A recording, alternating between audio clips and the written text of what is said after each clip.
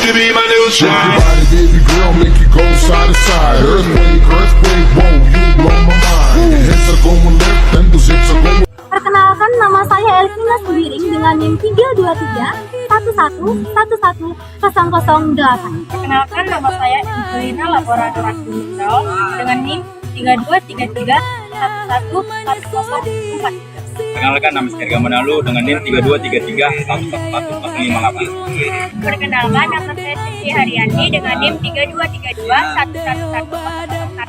Perkenalkan, nama saya Nurmila dengan NIM 323-111-015. Perkenalkan, nama saya Rudi Batu dengan NIM 3233-1110. Halo, Assalamualaikum warahmatullahi wabarakatuh. Shalom. Di sini kami dari kelompok 5 akan mempresentasikan hasil proyek kami yang berjudul Peran Internasional dalam Mengatasi Kebakaran Hutan di Riau. Selamat menyaksikan. Nabi bohong.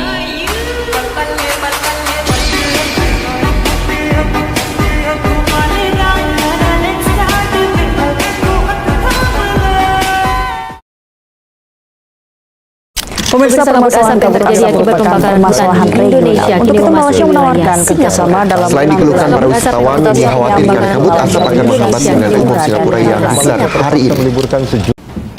Kabut asap yang melanda sejumlah wilayah di Indonesia mulai menyebar ke sejumlah negara tetangga di ASEAN. Singapura merilis status udara yang tidak sehat, sedangkan Malaysia terpaksa meliburkan sejumlah sekolah.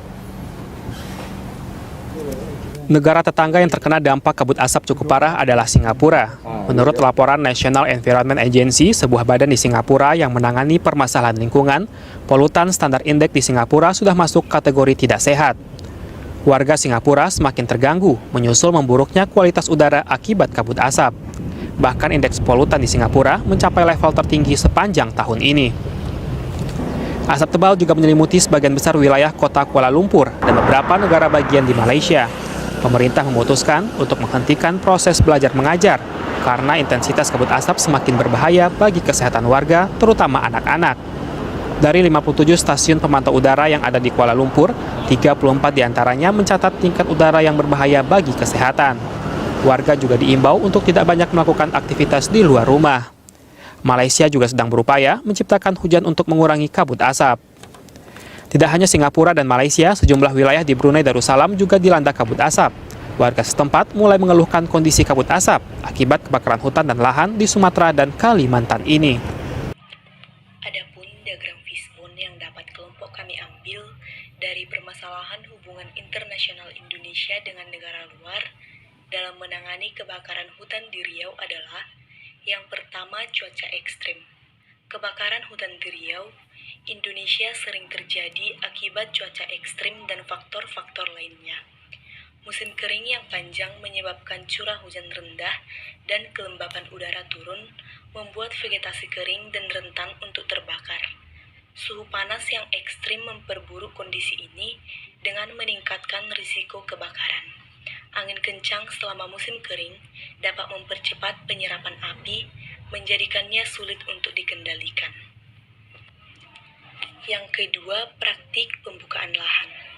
Praktik pembukaan lahan adalah tindakan di mana lahan hutan atau alam diubah menjadi lahan yang lebih sesuai untuk pertanian, perkebunan, atau tujuan lainnya.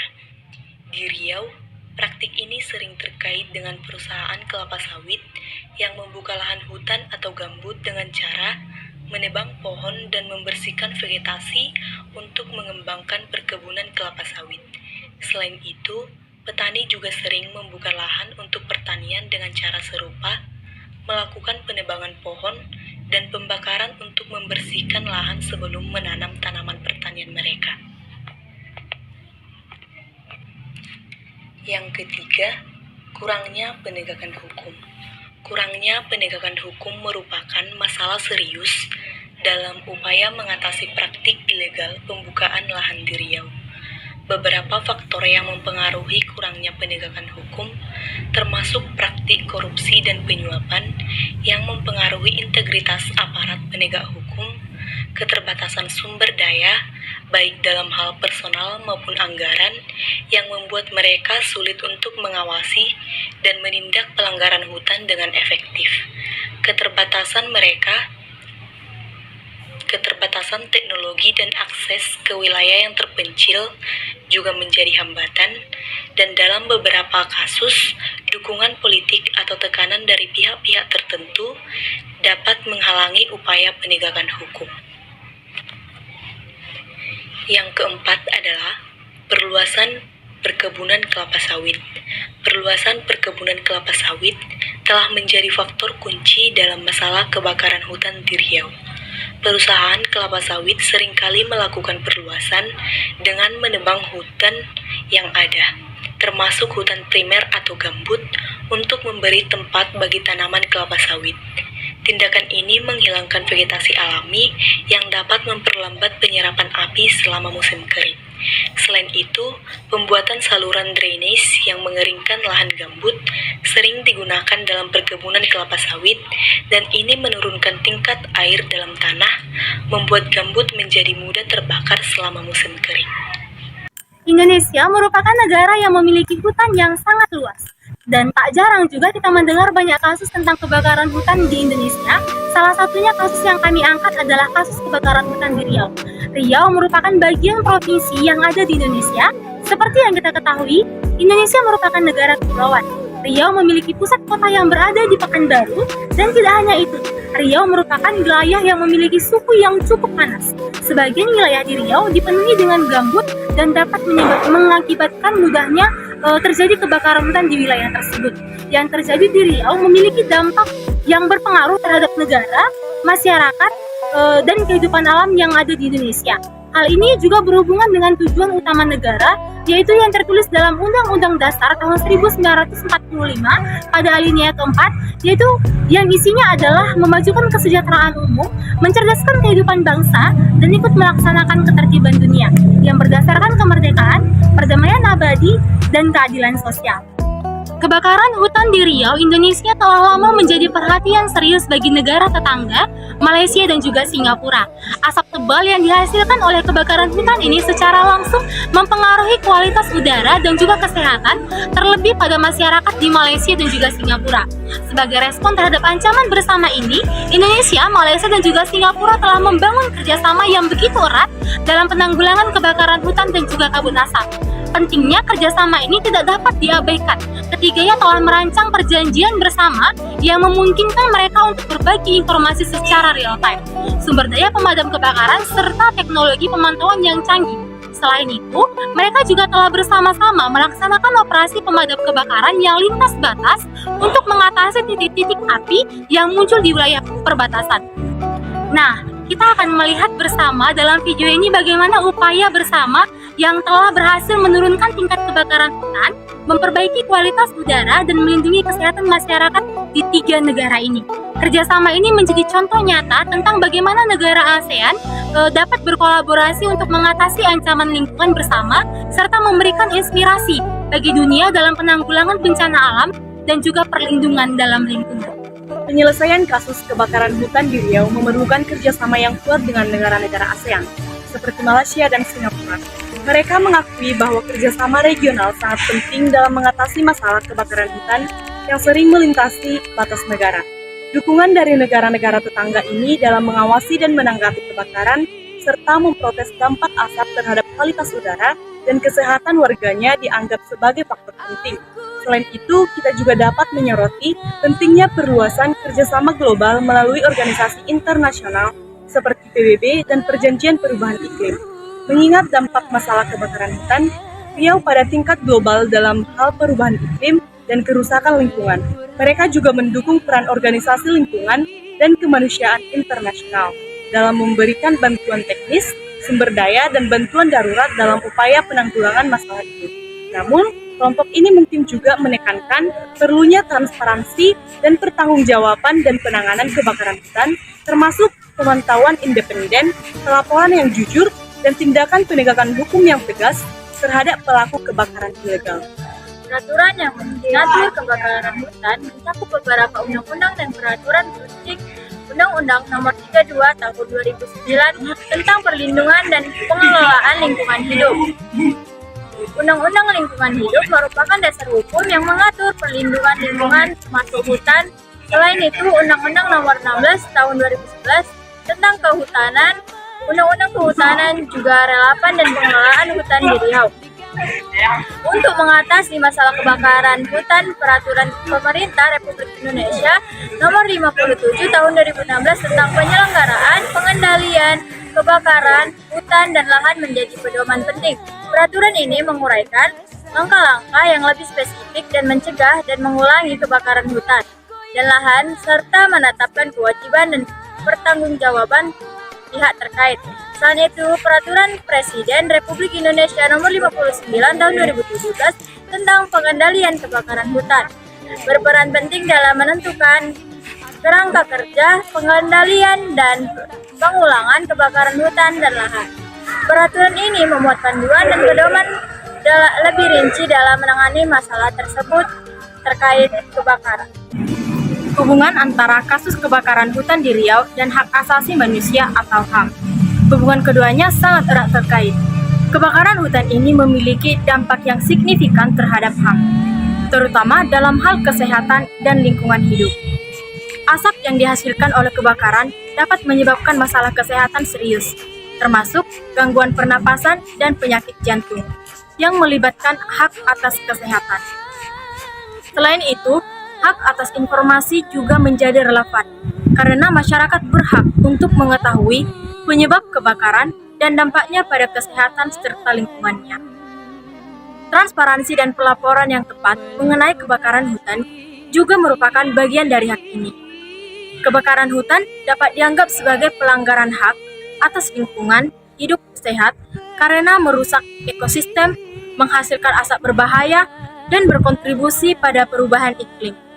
Selain itu, beberapa orang mungkin terpaksa menjadi pengungsi lingkungan karena kebakaran, yang dapat mempengaruhi hak mereka terhadap perlindungan dan tempat tinggal.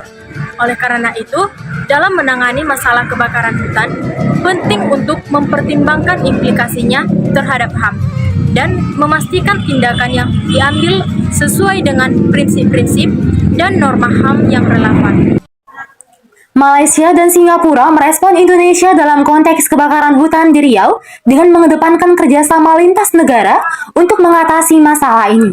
Keduanya telah mengadakan pertemuan dan dialog dengan pemerintah Indonesia untuk memperkuat kerjasama dalam mencegah dan mengatasi kebakaran hutan.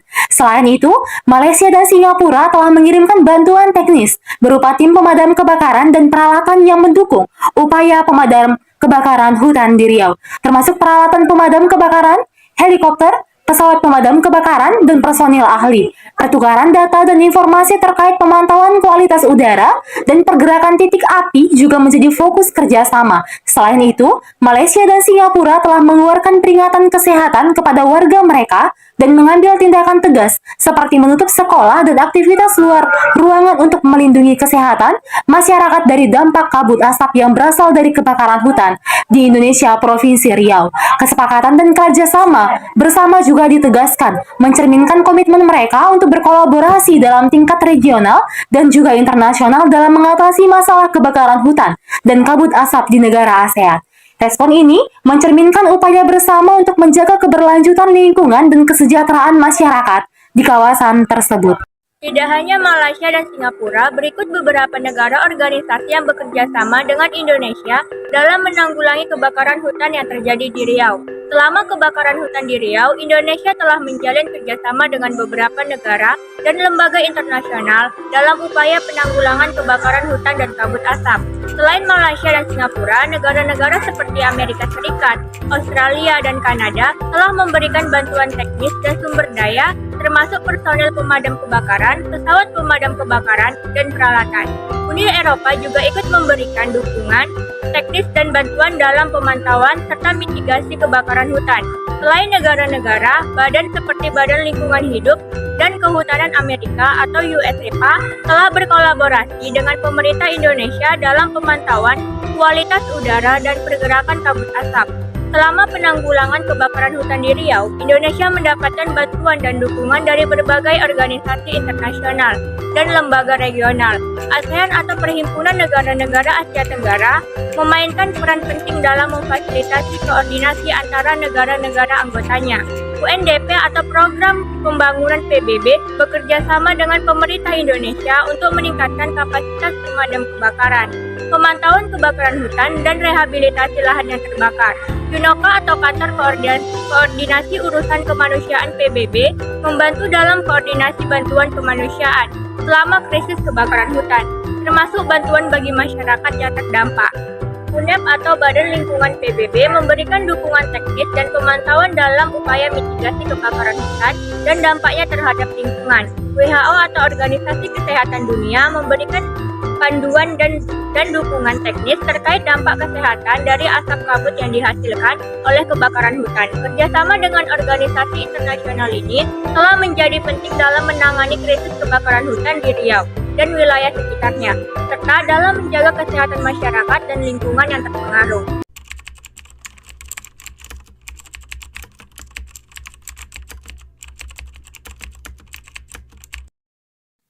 Kebakaran hutan di Riau merupakan permasalahan serius yang telah menimbulkan dampak lokal, regional, dan internasional.